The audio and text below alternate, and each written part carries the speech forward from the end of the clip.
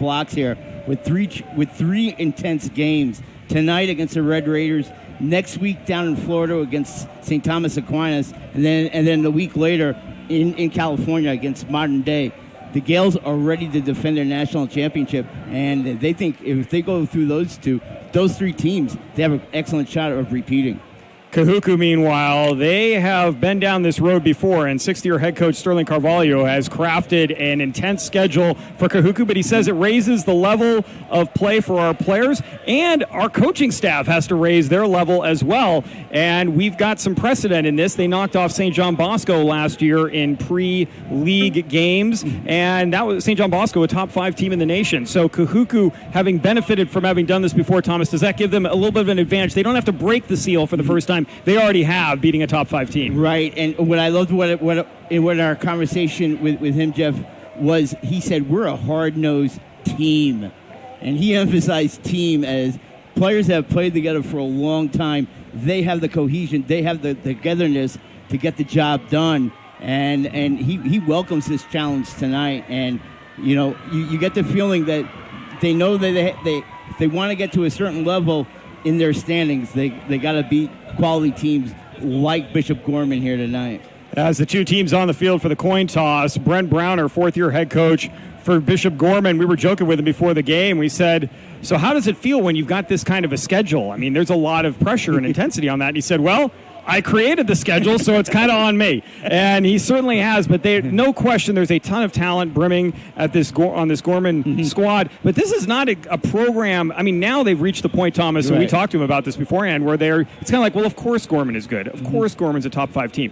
It wasn't until this century where they started achieving success. So it has taken a long way to get here. And Coach Browner said, when I first started as an assistant coach back in the early 2000s, our weight room consisted of one squat rack, one bench, and you could fit 21 people in at a time. We called it our blackjack weight room, and as befitting Las Vegas, of course. And now, of course, it's like one of the top-notch weight rooms in the whole country. Yeah, you could when he was telling that story, Jeff, you could see it in his eyes how much this school has grown, and he's been a part of that success, and he's ready to extend it even more this season. Well, our officials out on the field are leading the coin toss right now, and national anthem was already played about 20 minutes ago. Kahuku will be receiving the football, going right to left across your screen. Bishop Gorman left to right. Our officials for tonight's game: referee Jim Cavan. Umpire is Eric Koss. Head linesman is Phil Hahn. The line judge is Jonathan Travis. And the back judge is Wes Burge. A 5-man crew for the game tonight.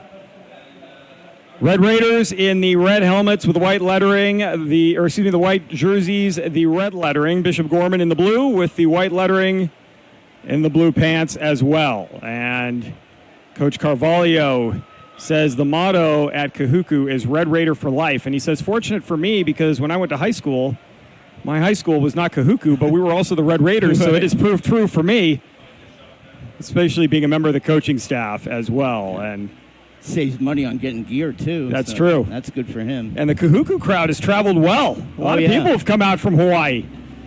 Stands are packed on the far side of the field here at Bishop Gorman, and underneath us as well. We're on the Gorman side. Kahuku jogging out for the opening kickoff. Back to receive will be Shaden Kanoa, a 6'1 junior and defensive back. He'll be joined back there by Aiden Manutai, who is also going to be doing some punt returning as well and will act as the holder for the Red Raiders. Meanwhile, for the Gales, they're going to have a couple of kickers today, but kicking off to start out will be Hudson Barsari. We might also see a little bit from Trent Walker today as well in the kicking game. Coach Browner telling us we're going to see a lot of guys shuffling in and out. First game of the year, we got to keep our emotions in check. Coach Carvalho is saying, I think we benefit a little bit by having one game under our belts. He said our defense returned a lot of guys. Our offense returned one. So all the guys who were playing on offense last year were on the JV team. So it was good. We got off to a slow start against St. Louis, but our defense held, and our offense came through in the second half to give us that 14-13 win. He said, we think the defense is going to have to hold on in these kinds of games until our offense catches up, and we hope that happens quickly. Yeah, and he says, stay away from the penalties. Way too many penalties last week. Both coaches mentioned that as Corsari kicking the ball away. That's heading toward the sideline. It will go out of bounds, and that will give the Red Raiders outstanding field position for their opening possession. And we'll get our first look at quarterback Troy Maratarongi, who is a junior, but he's been a part of this program for a long time. His brother was a quarterback here, guiding his team to a state championship a few years ago. Troy was a water boy for the team in the 7th and 8th grade, then the starting JV quarterback in 9th and 10th, and now at the varsity level for the second game of his life at the varsity level. And he starts off with St. Louis, and now he's got Bishop Gorman. Yeah, and last week in the home opener, Troy went 23 for 37, 214 yards with 2 touchdown passes in this, and both of them came in the second half as the Red Raiders trailed 13-0 in that first half of the season. On first down, here is a handoff, and it'll be a short gain across the 35 out near the 37-yard line. Pickup of a couple. Yeah, these are two teams loaded with Division I talent, both sides of the football, Thomas. Yeah, that was number 28, Malachi Solai Tue, with the handoff. They had trouble running the football last week, Jeff, and Coach Cavalleo feels he's more suited to have a good running team, and right now they're just not there running wise. And we'll talk about it later, but they lost their top running back in the first series last week. So Solai Tui is getting the nod tonight, tight end left for Maratarongi as he's going to throw for the first time. He's going to overthrow his intended target. Nice coverage on the play by Brayton Correa, who is right there stride for stride with Noah Ayu, who is the tight end, or at least the slot receiver, coming out. And now a 3rd down and 8 coming up for the Red Raiders. Yeah, that was almost like a 12 series right there with him playing in the slot position. Like you mentioned, they like to bring him in as a good blocker as a tight end. This time now it looks like he's going to go out to the hash marks. 2 receivers near side, 2 far side, 1 back in the backfield, no tight ends this time for Kahuku. 3-4 defense for, actually they're going to go 5 DBs, and a handoff is not going to get much, if anything. Back to the line of scrimmage. Nice penetration on that by Prince Williams, getting in there in the backfield and making the stop at the line of scrimmage, setting up 4th and 8. Yeah, beautiful technique there by Williams. Lowered his shoulder and just hit the runner straight on, knocked him right off his feet. So the punting unit is on for Kahuku. Their first possession nets them 2 yards. And now they're on to punt. Back to receive is Kaina Watson, who is standing around his 25-yard line. This is a good snap. The punt away. They're angling it away from Watson. He's going to watch it go well out of bounds. It almost hits one of the staff for Kahuku, who is minding their own business over by the stands. It almost got beamed in the head. Heads up over there. And Bishop Gorman will have the ball right around the 35-yard line. We'll see where the officials have marked this. It looks like they're actually going to cross to the 40. So Bishop Gorman's first possession at their own 40-yard line. Yeah, my old football coach would say, look alive over there. Incoming. Well, you're just minding your own business. Chatting with your friends along the rail right near the stands. I should be safe over here. Nope. And now here's Melvin Spicer, senior quarterback, who's out there in the backfield. Jonathan Core. 3 receivers set to the near side, 1 to the far side for Bishop Gorman running the spread offense. Spicer wants the line, which is an outstanding offensive line, to get set up here. And they're going to start out in the run. Up the middle, just shy of the 45-yard line goes Core. He's going to pick up 4. This was an area of concern for Kahuku and Gorman for different reasons. Kahuku telling us we've got to stop the run. If we don't, we're in a lot of trouble. Gorman saying, hey, look, we want to establish the run. Even we run the spread, we'll throw the ball as well, but we want to make sure the ground game gets going for us. Yeah, and Coach Caballero loves his defensive front. He feels that they have a chance of not dominating, but at least neutralizing this superior offensive line. Spicer, this time he's going to split the receivers. Moves Core to his left and drops back to pass for the first time. He's going to throw. That pass is complete. Close to a first down. Looks like it's going to be a yard shy at the 49-yard line. A gain of 5 yards on the completion to Greg Toller.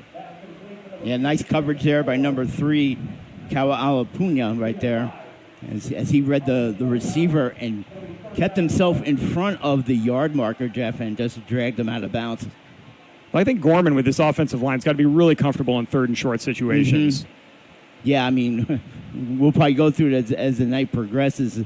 You know, we could just say this gentleman's going to Oregon, this guy's going to Utah. I mean, they're all pretty much going to be playing at a D1 school next fall. And the size of these kids is like an NFL offensive line. They're going to go a tight formation this time.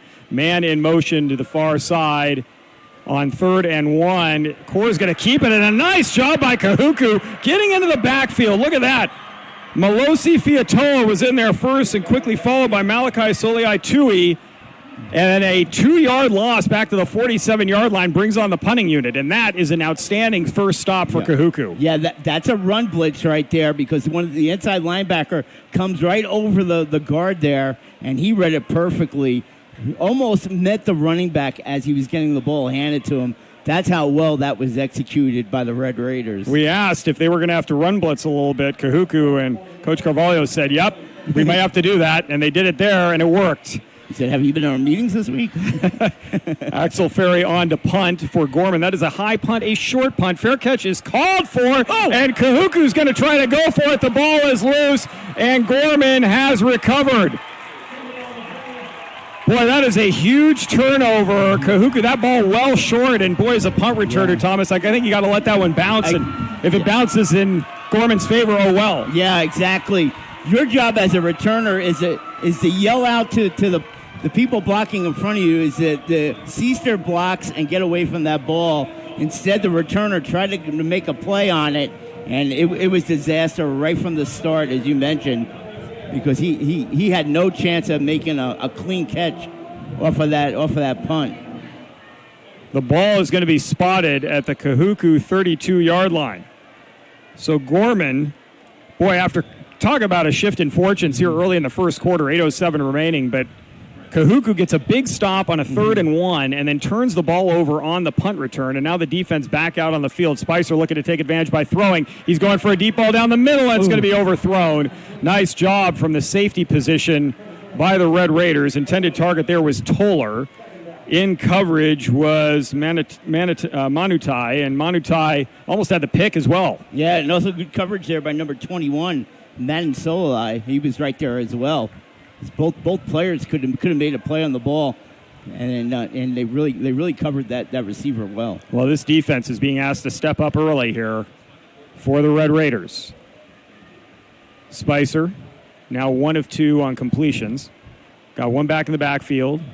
Tight end right, 2 receivers to the near side, 1 to the far side. Now he's going to shift his back over. That's Terrence Grant. Grant is going to get the carry. No, actually, Spicer, nice job on the fake. Faked me out. He's going to get down to the 29-yard line. So they're going to mark it at the 28, a gain of 4.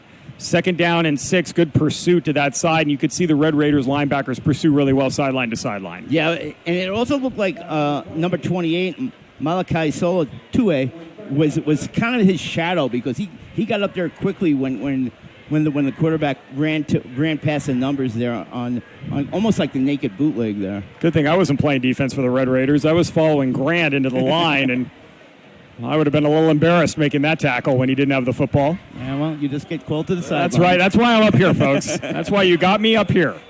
Grant is still in the backfield with Spicer, now to Spicer's left. Similar formation. Now man in motion. That's Brandon Naea, and Naea is going to go into the slot. Here's Spicer. He's going to throw out of the backfield. Grant, nice catch as he had to reach behind for it. He's going to pick up the first down. Big run there inside the 15, down to the 12. First down of the game for either team on a nice job by Grant, especially with the initial catch. Yeah, you said it exactly, Jeff. That ball was thrown out to the wrong shoulder. He made the recovery, made the catch, and then added on to that play and got the first down and more. Nice play by Grant, and I just love the way he kind of squared himself up and ran through 2 defenders to get extra yardage. Grant, just a sophomore at 6 feet, 215 pounds. Man, he looks taller than 6 feet. Yeah, he also looks like he's not a sophomore. But here is Grant getting the carry up the middle this time. He'll take it inside the 10-yard line, down around the 9. Tackle on the play by Ben Roberts, who's going to be playing football at Nevada next year. Roberts doing a nice job coming in from the outside. A gain of 3. Yeah, he had an outstanding game last week in their home opener. 3 sacks on the evening against St. Louis. Well, there's going to be a lot asked of him coming off the edge. And he's lined up on that right side of the offensive line with an outstanding matchup with Doug Utu, a 6'5", 315-pound senior. Spicer looking to throw. And now we got whistles. And we have a penalty marker. Looks like it's going to be a false start against Gorman, so that's the first penalty of the game.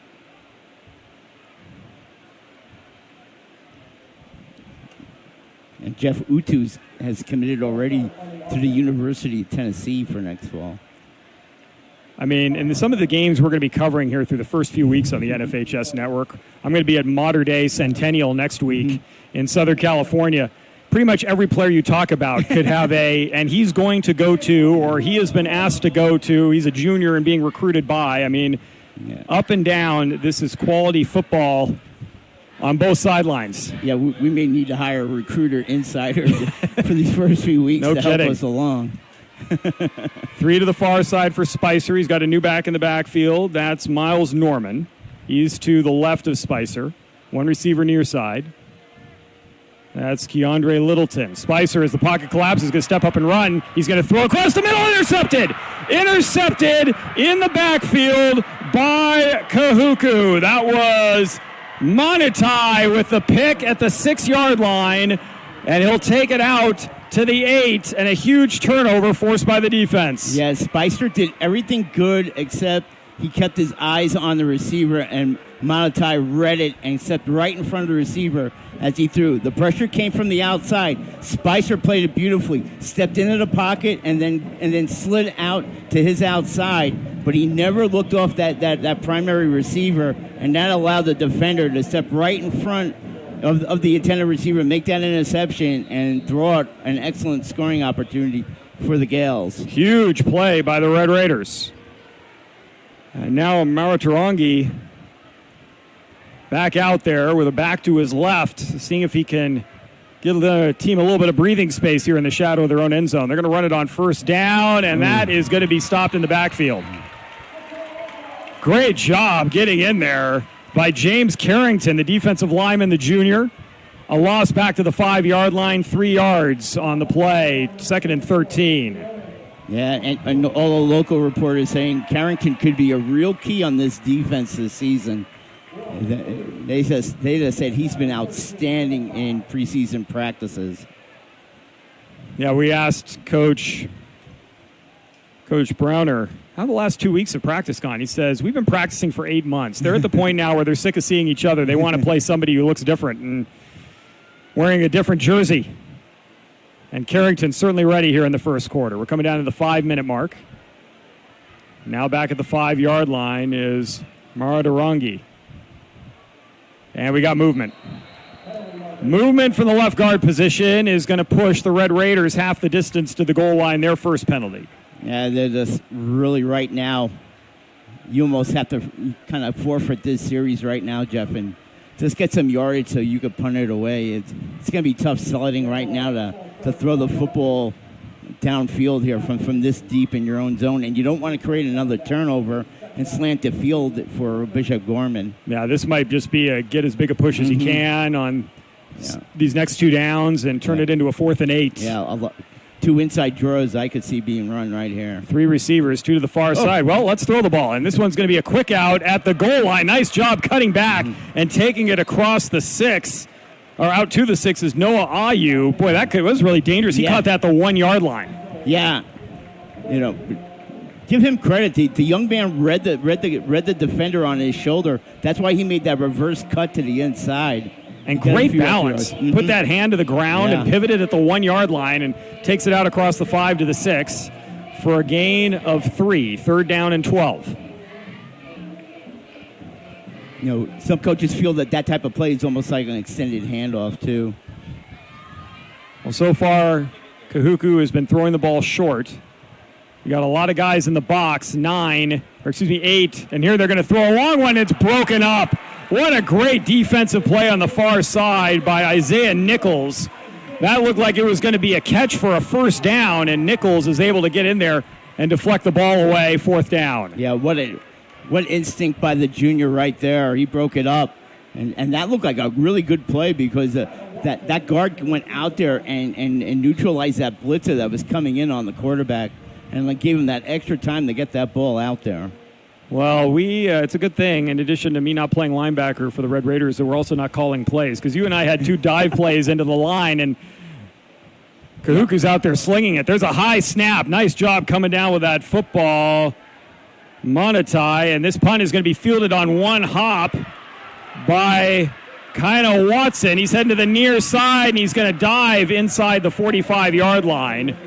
So he's going to end up losing a couple of yards on the return. He fielded it at the Red Raiders 41 and ends up around the 44-yard line. We'll see where they give him the spot. Yeah, great special teams tackle there by Lono Solomon, number 32. He was not sitting there and allowing him to fake him anytime. He went straight through the returner and took him off balance. Yes, the returner got a couple extra yards, but boy, that solid hit kept that from being a big return right there. Actually, they're going to spot it at the 45. Mm-hmm. So second possession in a row where Gorman is going to start on the Kahuku side of the football field. 3:49 remaining first quarter. And now I think some problems. I think the referee's mic is off. What? Our technology is broken down? I'm actually, when I say our technology, this is not the NFHS network's doing, folks. We are not in charge of the comms for the officiating crew, but they're getting that sorted out right now on the field. Well, folks, this is the first of many games over the next 9 months in this high school season. And keeping an eye on the fall in particular, we've got great games coming your way all across the country here on the NFHS network. Select your favorite school, do a search on our site, follow that school, and you will get updates throughout the year via email and other ways. However you want to consume that content, we can provide it to you, as over 600,000 games slated across this high school year set to be covered on the NFHS network. I mentioned next week I'm at Centennial of Corona against Modern Day in Southern California. Got some other good games going your way in California as well. Gorman Modern Day the following week. We'll have that on the NFHS network. Kahuku's actually hosting Modern Day here coming up pretty soon, too. So there's going to be a lot of good games coming up with these two teams. If you're a fan of these squads, you got a nice schedule to look forward to. Spicer takes the snap. Actually, we got a new quarterback in, as Coach Browner had said, hey, check out the third series. We may go with someone else. It's paying dividends here inside the 15-yard line. On the catch goes Brandon Naea after the pass from Micah Eugenio. Eugenio, a junior, and this is what Bishop Gorman did last year, Thomas. Yeah, we last year we did the game, and they put Kaiser in on the third series, and then I did some research, and Coach Browner did that for every game last year, and in an interview he said that he felt that he needed to do that because it would allow Kaiser to develop into a varsity starting quarterback, and he said it would get him going with ground running. So Eugenio in there with Core in the backfield in place of Spicer, and now we got a penalty marker that's going to stop the action right away. And it looks like the call is going to be another false start against Gorman, their second penalty. Yeah, so the conversation continued, Jeff. We asked him, what about Malika Eugenio? Are you going to do that with him? And then that's what he told us. Well, you might want to stick around and find out. Yeah, good thing we stayed through the entire first quarter. Yeah, 3:17 remaining. Eugenio gets the play call from the sideline. It's going to set up a 1st and 15 now back at the Kahuku 20-yard line. 3 receivers going to go to the near side of the field. Kind of Watson, the lone receiver, to the far side. Core stays in the game in the backfield. Now he's going to scoot over to the left of Eugenio, who's looking to throw. Sets up, scoots up, throws, pass is broken up. Wow, what a play. Boy, he had a man open. That was Derek Meadows across the middle, but sticking his paw in there was Tai Poulet, and Poulet knocks the ball away, 2nd down. Yeah, he was just going back into his coverage formation, made a step and saw that ball coming in his direction, and he just put his hand out, tipped that ball away, or else that would have been 6. And he was moving to his left. The pass was coming back to his right. Right. On the post route, and that was a well-timed deflection. Yeah, he had his head on a swivel there, looking in all directions, seeing who was coming in his area. Core now going to move to the right this time in the backfield, and they're going to fake it to him. Quick pass underneath. That pass is caught, breaking a tackle, heading upfield, picking up a first down, and getting close to the end zone. Looks like it's going to be just shy is Naea. Boy, he has been doing a nice job yards after the catch, and he sets up a 1st and goal at the 1-yard line for the Gales. Yeah, I just love the way that play developed, as you mentioned. And once again, running right through runners. The Gales are showing that early on. They're running right through the defenders here and continue keeping their legs moving. Boy, coaches just strive for that. And you'll hear that all throughout summer camp. Keep chopping your legs. Power backfield behind Eugenio, who's hit at the line, and then, actually, I think he stumbled over his center's feet, and now we've got a big push into the end zone. We have no whistle yet, and we got a touchdown for the Gales. Eugenio had the ball, was going to spin to hand it off. I think one of his linemen stepped on his foot, and he started spinning like a top, ran right into Sione Matuapuaka, and Matuapuaka just basically said, hey, son, you've got the ball now. You're going into the end zone. Don't think about handing it off to anybody, and the push from the line gets him in. A 1-yard touchdown run makes it 6-0. Yeah, I thought Red Raiders might kind of tie that up right at the 1-yard line. But like you said, that extra oomph there by the Gales offensive lineman kind of put him over into the end zone. Extra point try here from Borsari is good, and it's a 7-0 score with 2:25 remaining here in the opening quarter. Well, a nice drive of 45 yards for Bishop Gorman, and a nice bounce back, Thomas, after they had that interception inside the 10-yard line. Yeah, all around defense got you put the pressure, especially on that running play. They get that big loss of yardage, and like you mentioned, and then just kind of forced the Red Raiders to punt. And like you mentioned, they got the good field position and went downfield, and nicely done there. Good running, good mixture of runs and passes, and they get the 7.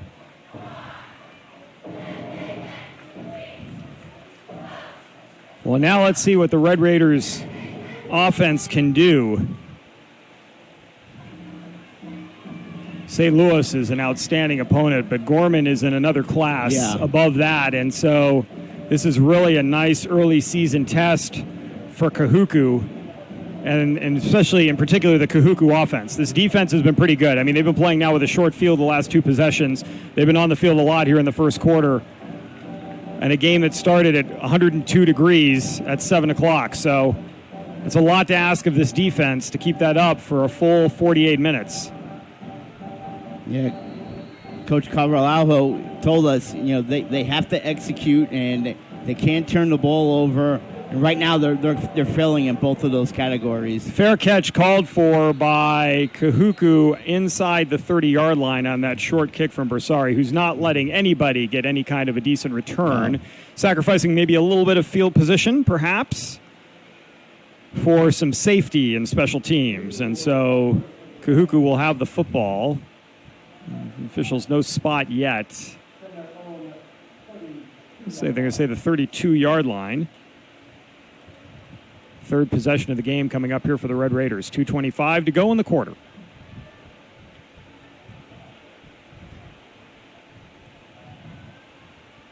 It'll be interesting to see if they continue with the running game right now. Well, and the passing games look pretty decent. Yeah, I mean, you had good secondary play by Bishop Gorman. Otherwise, you could have a first down here. As a couple guys going to go in motion to the near side.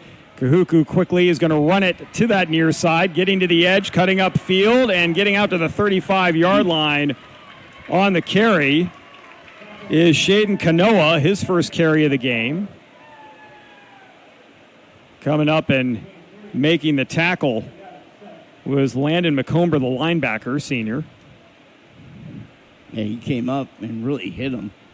Good hit right there.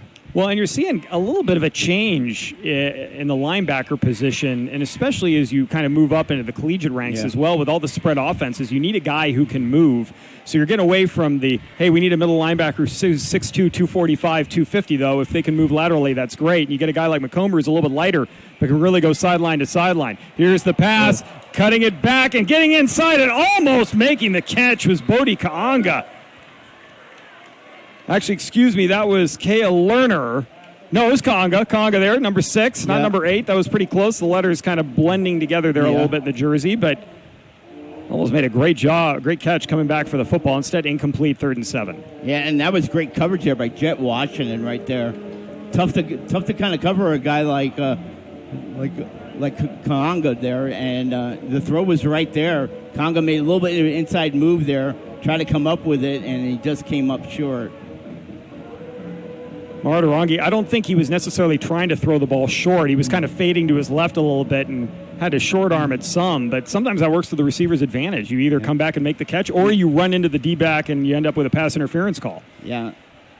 Another 3rd down opportunity for the Red Raiders. They're going to throw across the middle, and it's incomplete. Almost intercepted. Yeah, that was a situation there where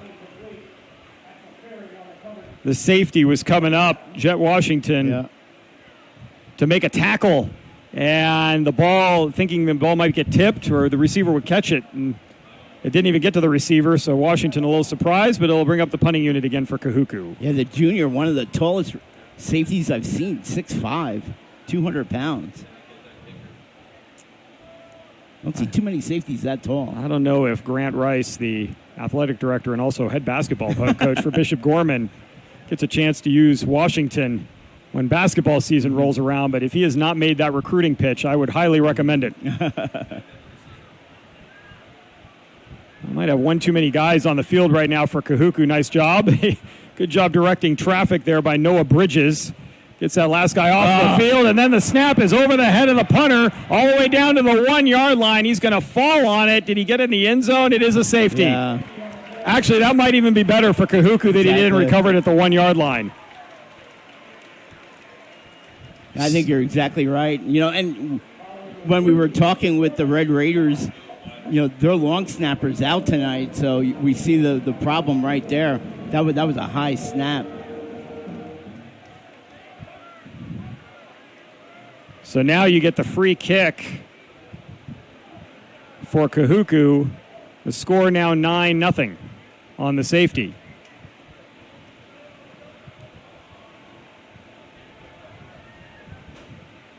Well, so far, it's been an aspect of the game that we really didn't talk to either coaching staff about too much in the pregame, Thomas, which is special teams. Yeah. And that has been huge in this. You've got the one turnover on the part of Kahuku on a special teams play. Now, the previous snap was pretty high, and it took an athletic play by the punter just to corral the football. And now you've got the one that sails over his head and turns into a safety.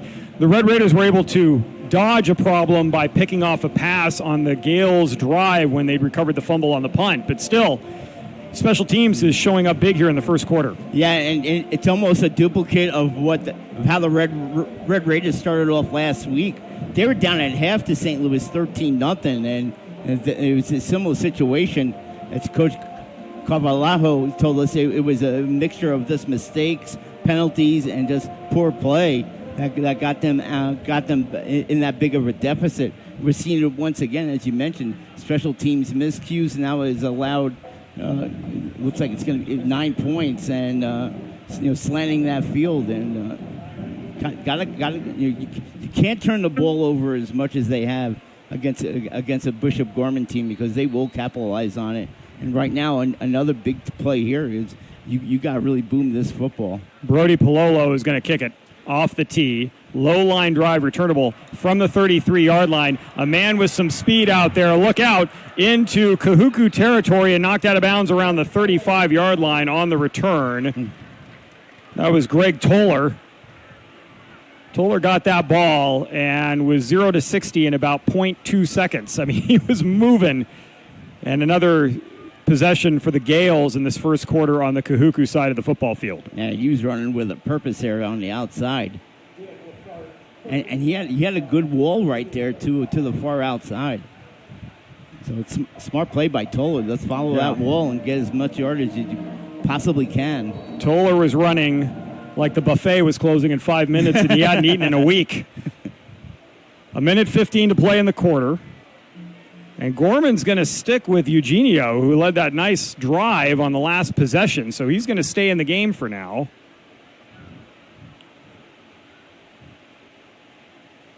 Take the snap, hand it off, and a nice job getting the tackle in the backfield by the Red Raiders. On the running play, Grant nowhere to go. He's going to lose a yard back to the 36. Yeah, that's 5'9" defensive lineman. And Issa right there made the hit. That's tough, man. I think Malachi Soliai Tui was in on that tackle as well. I mean, but when you're a 5'9" defensive lineman, if the offensive lineman misses you, you're going to get in and wreak some havoc. You'd think it would be easier because you have a size advantage, but sometimes those smaller guys are tough to pin down. Eugenio's got it back to his right this time. Grant remains in the game. He takes a snap, looks to throw. He's going to look for Grant, and it's going to be thrown incomplete. In coverage on the play was Fale Atuaya, and Atuaya just trailing the play by a step. Create a tight window for Eugenio, 3rd and 11. Yeah, looks like he kind of led Grant a little bit too far out in front as that ball kind of dodged his hands there. Well, the other time they threw to Grant, Grant made that great catch, the ball thrown behind him, and created a first down. Yeah, that was Kaiser on that throw.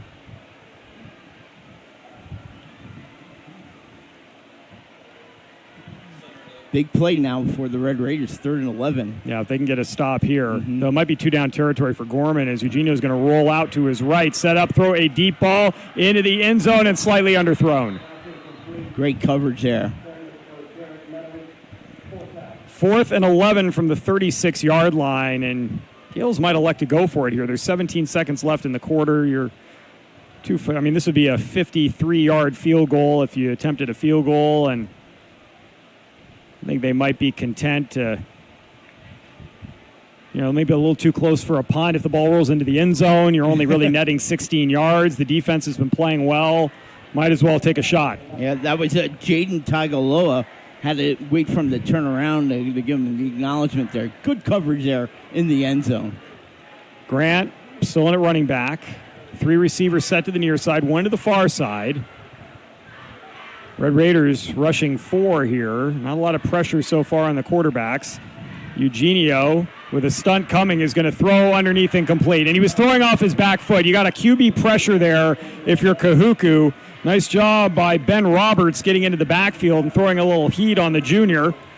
And a turnover on downs will give the ball back to the Red Raiders with 13 ticks on the clock here in the first quarter. Yeah, how do you like that, Jeff? He got right around Doug Utu right there, the Tennessee commit, and got in on that quarterback. As you said, forced Eugenio to kind of rush his mechanics and short arm that throw. Yeah, and Roberts, he's got to use his quickness and speed there because Utu's got 85 pounds on him, and if he gets his paws on you, you're going to be stuck right there. So, and also they ran a little bit of a twist along the defensive line to the Red Raiders, so not a bad job defensively once again. And now we've got a whistle, and a timeout's going to be called by Bishop Gorman.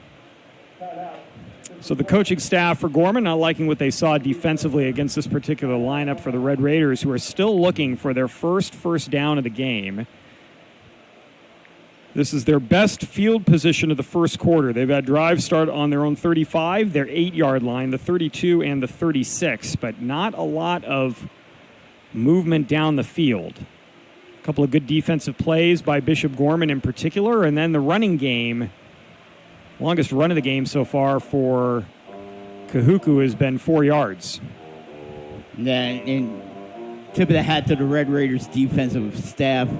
They got the stop that they needed because you give Gorman, let's say, 3 points, you give him a 12-point lead, and in the worst-case scenario, you get 6 and an extra point, 7, and that uphill climb just got a little bit steeper. Yeah, here you are still within distance here. Right. A field goal makes it a one-possession game. A touchdown obviously puts you even closer. So this game far from over here in the first quarter for certain. Here's a handoff on first down, and this will be a short gain out to the 38-yard line, a pickup of 2. And the Red Raiders are going to be content to let the clock wind down, and we have completed 1 quarter of play here at Bishop Gorman High School. 9-0 our score, the Gales over Kahuku. We will be back with more here on the NFHS Network in just a few moments, folks. Please stay with us. Hey, did you know we can do 1080? Did that pop up for you as a selection? Did we try that?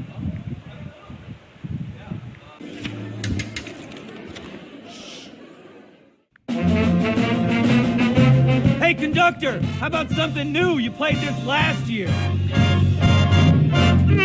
Come on, get your head out of your sacks. We're trying to hear. Well, I'm sick and tired of hearing your kid play the wrong notes. Where's my kid solo? At least you can see your kid. Why is my kid stuck way in the back? The conductor only plays his favorites. My kid heard that solo. You see my kid?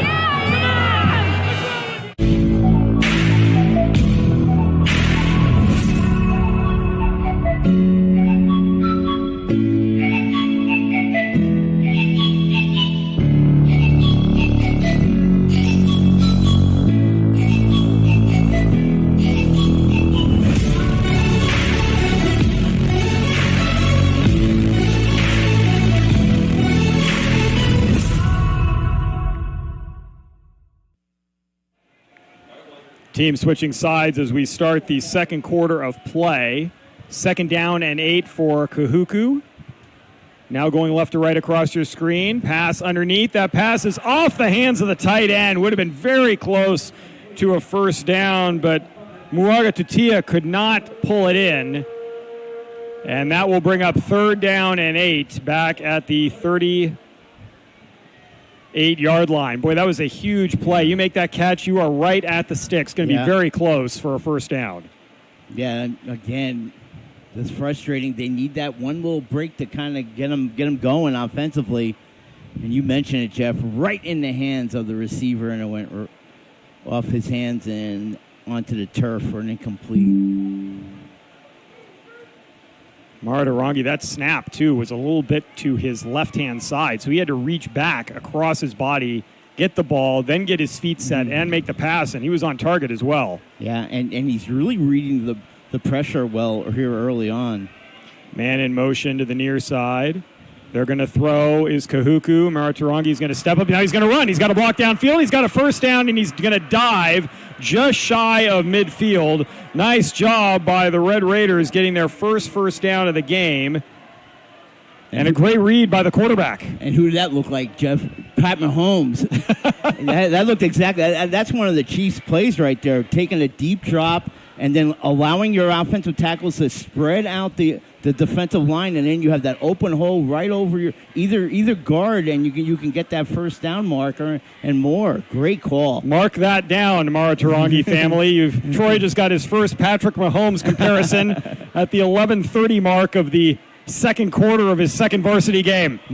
Now looking left, looking to throw. He's going to sling it underneath, and he's got a man open inside the 40 for a completion at the 36-yard line, and he might start cooking now. That was Bodie Kaonga with the catch. Oh, great catch there, and that was a terrific throw. All around, good play, good coverage. The receiver just made the play and moved the sticks. So 2 first downs in a row now for the Red Raiders. You can see the confidence kind of in this team now huddling up. Yeah, sometimes you just need to hit that first jump shot. You know, he completed a pass earlier, but in this case, in the jump shot analogy, it's a first down. Yeah. Sometimes you just need one. And Maratarangi now playing with a little bit of extra energy as he's clapping his hands in the backfield with a running back to his left. He's going to put a tight end in motion. That's Ayu to the near side. Here's a handoff. Running right. Good pursuit from the backside by Prince Williams, making the tackle inside the 35 down at the 34-yard line. Isaiah Joaquin with his first carry. He'll pick up 2, 2nd and 8. Yeah, right now, Red Raiders, they're still concerned about their running game, and you can see it. It's just not there right yet. But, boy, give credit to that front 7 of Bishop Gorman, man. They know how to really stand up this offensive line and just seal up those holes quickly.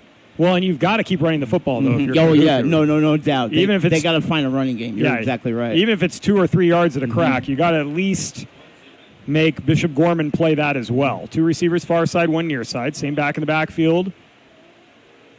Mara Taronga sets up to pass, throws it underneath, and underthrown and intercepted at the 19.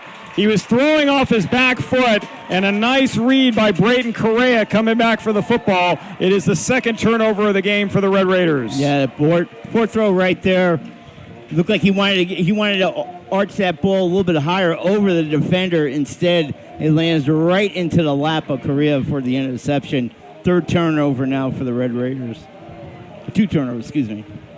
Well, and credit that defensive front, just like we saw a little bit ago with Eugenio, who threw off his back foot and threw an incompletion because there was pressure coming from Kahuku the last time Bishop Gorman had the ball. Right there, Mara Tarongi feeling it the same way. Yeah.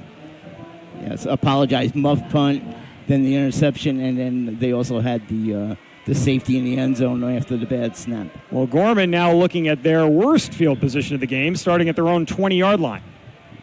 See if Melvin Spicer is back in the game now. A handoff on first down. Spicer is back in the game. That's going to be a nice running play out across the 25 to the 26-yard line on first down. Carry on the play from Miles Norman. Gain of 6.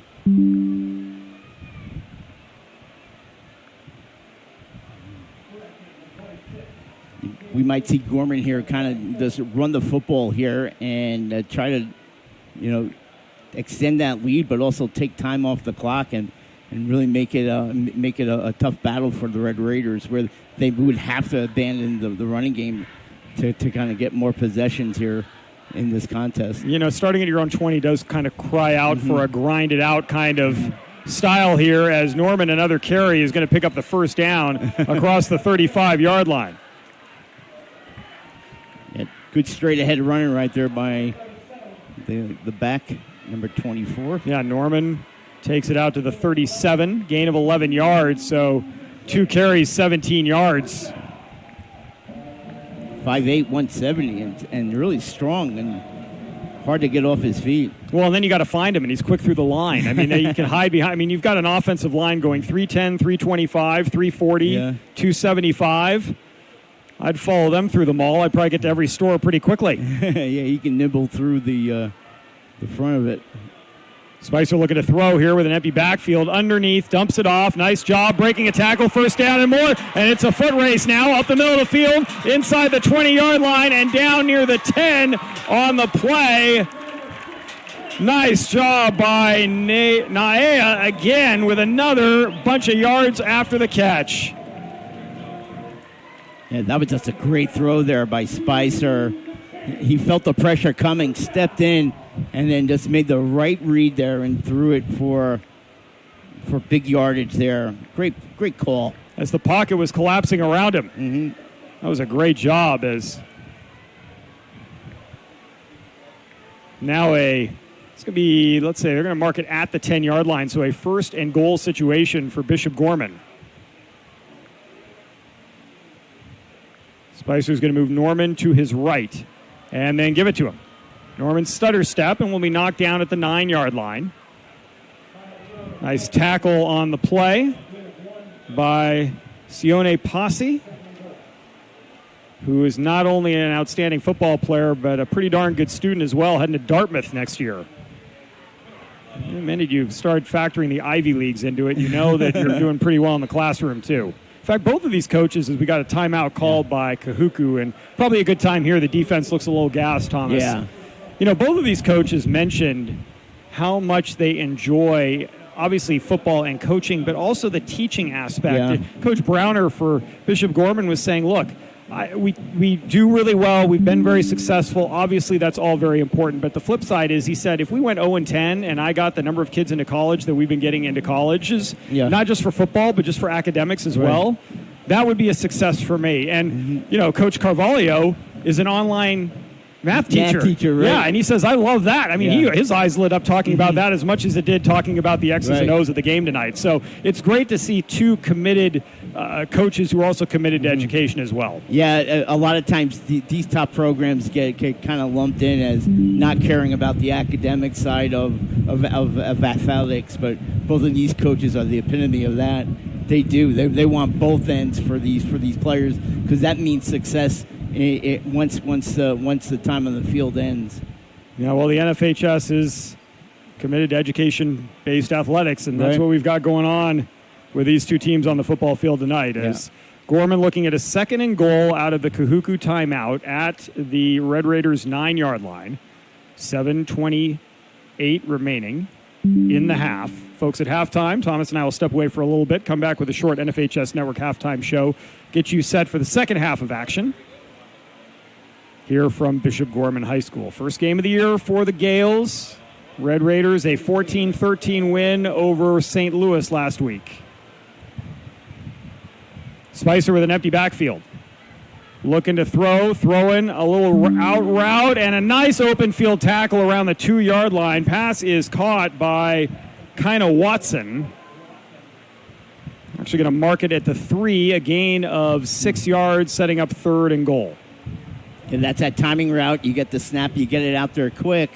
But great read there. I didn't catch the number, Jeff, on that defender, but he got out there quickly and stopped that play immediately. Yes, he caught the football, but there was no easy path to the end zone as the way that play is designed. Terrence Grant's going to come into the game. He'll be the deep back behind Spicer. 2 receivers to the near side. You got single coverage there, single coverage on the far side as well. Now Grant moves to the left. Fake to him, fade, and broken up. Great read by the safety.